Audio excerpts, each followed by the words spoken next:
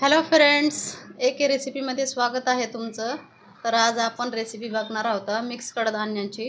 तुम्ही व्हिडिओमध्ये बघू शकता. हे मिक्स कडधान्य मी बॉईल केलेले आहेत हळद आणि मीठ घालून. याला मी रात्रभर भिजत घातले होते आणि त्यानंतर याला 2 ते 3 शिट्ट्या दिलेल्या आहेत.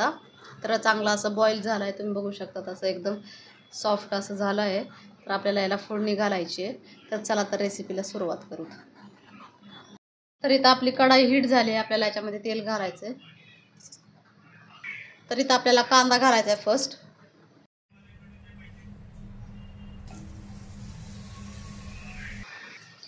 तर इथं कांदा आपल्याला हलका लाईट ब्राऊन होऊ द्यायचा आहे. एकदम चांगला कलर असा येऊ द्यायचा याला, ब्राऊन कलर.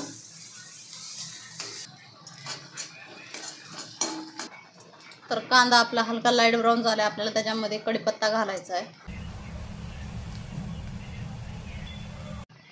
याला पण मिक्स करायचं आहे चांगलं. त्यानंतर आपल्याला अद्रक लसूण पेस्ट घालायचं आहे.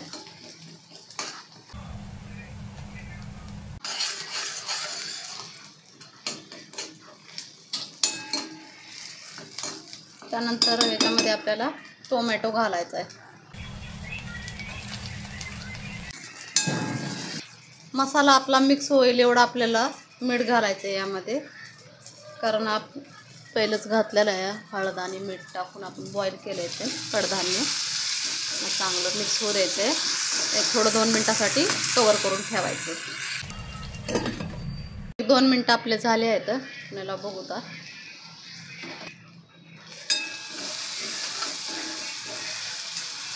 मसाला आपला पूर्ण एकजीव करून घ्यायचा आहे असा, आणि त्यानंतर आपल्याला बाकी मसाले घालायचे.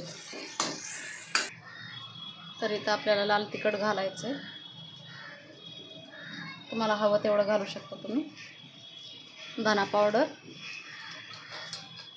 आणि घरगुती मसाला आपल्याजवळ जो अवेलेबल आहे तुम्ही तो घालू शकता. चांगलं. आता जे आपण बॉईल केलेले कडधान्य आहेत ते घालायचे त्याच्यामध्ये. आपल्याला परत 2 मिनटासाठी लो फ्लेमवरती कवर करून ठेवायचं याला. तर एक 2 मिनटं आपले झाले आहेत. कवर काढून बघू त्याला.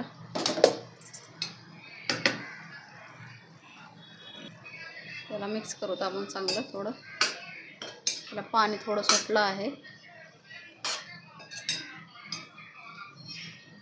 तुम्ही याला उसळसारखं सुक्कं पण बनवू शकता. यामध्ये आपल्याला थोडीशी कोथिंबीर पण घालायची वरून.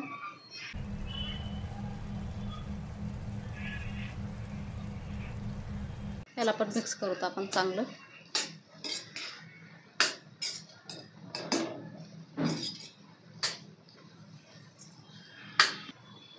हे मी त्याचं पाणी बॉईल केलेलं होतं ते पण मी याच्यामध्ये घालत आहे. आणि एक 10 मिनटासाठी आपल्याला याला परत लो फ्लेमवरती कवर करून ठेवायचं आहे.